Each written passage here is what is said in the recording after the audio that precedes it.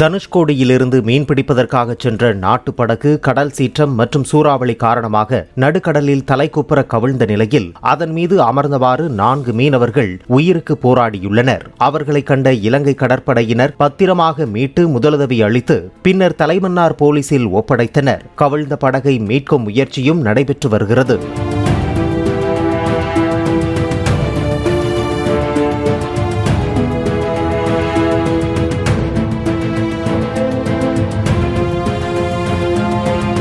Play store மற்றும் app ஸ்டோரில் இருந்து பாலிமர் செயலியை QR கோடு மூலம் பதிவிறக்கம் செய்யுங்கள்.